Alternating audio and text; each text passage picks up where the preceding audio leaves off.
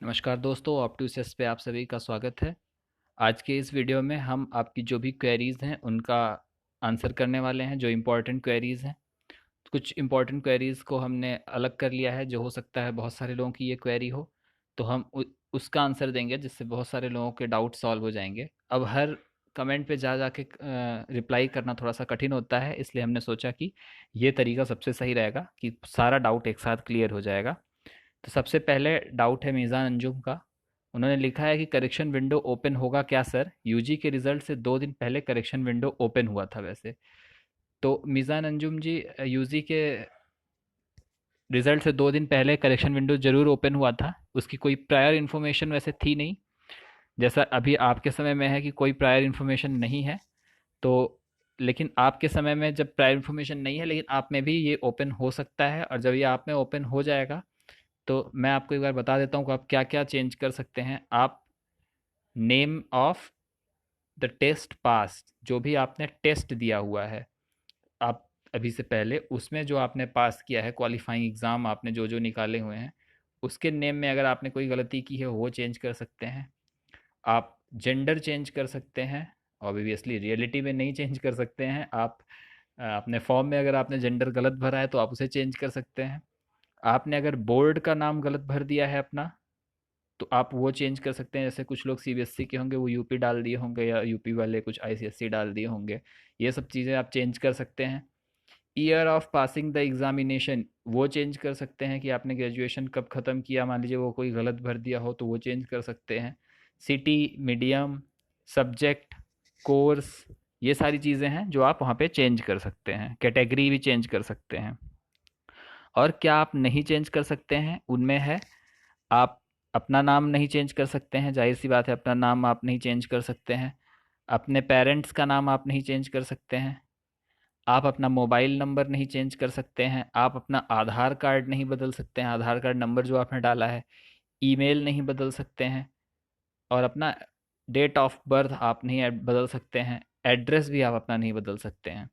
तो ये सारी चीज़ें हैं जो आप कर सकते हैं। जो पोर्टल, मोस्ट प्रोबेबली पोर्टल आपका खुलेगा और उसमें आपको चांस दिया जाएगा कि अगर आपने कोई गलती की है तो उसे सुधारें। चलते अगला क्वेश्चन की ओर। शिखा गुप्ता का क्वेश्चन है, मैम मेरे पास कैरेक्टर सर्टिफिकेट नहीं है तो क्या कैरेक्टर सर्टिफिकेट के लिए टाइम नहीं देगा college? Please reply me. Shikha ji, आप जब एडमिशन लेते हो तो वहाँ पे कुछ पर्टिकुलर सेट्स ऑफ डॉक्यूमेंट्स होते हैं जिन्हें आपको सबमिट करना पड़ता है। ये कैरेक्टर सर्टिफिकेट वगैरह के जो डॉक्यूमेंट होते हैं, इनके लिए आप कॉलेज से एक एफिडेविट भर के, आपको टाइम मिल जाता है, आप एफिडेविट भरते हो, आप वहाँ पे आप मेंशन करते हो कि ये डॉक्यूमेंट्स आपके पास नहीं है, जो आप कॉलेज आपको 1.5 से 2 महीने का समय देता है। आप उस समय के अंदर जाके वहाँ पे सबमिट कर सकते हो। तो आप इसकी टेंशन बिल्कुल भी मत लो कि कैरेक्टर सर्टिफिकेट वगैरह की वजह से आपका एडमिशन कहीं रुकेगा। इसकी वजह से कोई एडमिशन नहीं रुकेगा। आपका जैसे ही आप क्वालिफाई करोगे उस यूनिवर्सिटी के लिए, आप काउंसलिंग कराओगे, आपका एडमिशन हो जाएगा। फिर आपको काफ़ी समय मिलेगा वहाँ पे अपना ये सारे डॉक्यूमेंट सबमिट करने के लिए। और हाँ, ये एडमिट कार्ड एग्ज़ाम आपके सेंटर पर सबमिट करा लिया गया है, तो उसका फ़ोटोकॉपी आप निकाल सकते हैं। आपके फ़ोन में होगा वो सेव, वहाँ से आप निकाल सकते हो। या आप जब प्रिंट आउट कराने के लिए आप व्हाट्सएप किए रहे होगे, या फिर आप वहाँ पे ईमेल किए रहे होगे, तो वहाँ पर भी आपका ये एडमिट कार्ड होगा मोस्ट प्रोबेबली। और एक बार अपना पोर्टल भी आप खोल के चेक कर सकते हैं कि अगर पोर्टल खुल रहा होगा तो आप वहाँ से डाउनलोड कर सकते हैं।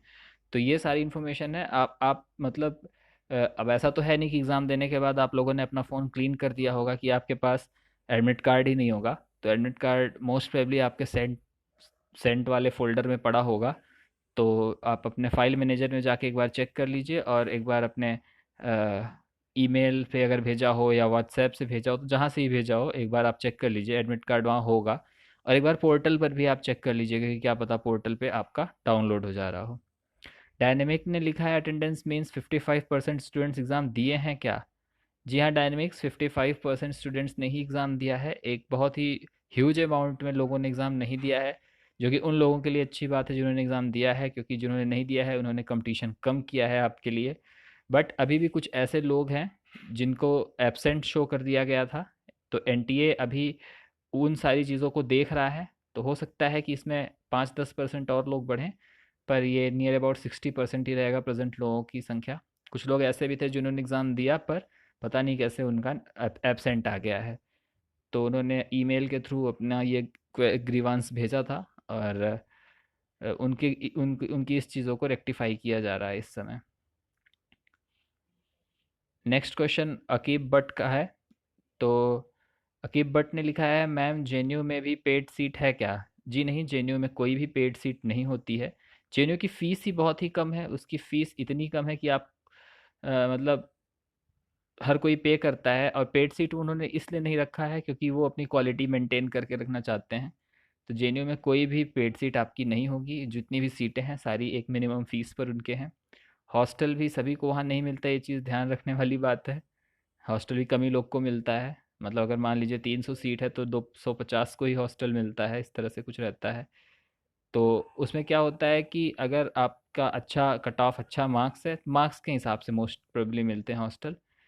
तो ठीक है, ये मतलब जेन्यू का हो गया, कोई भी वहाँ पे पेड सीट नहीं है।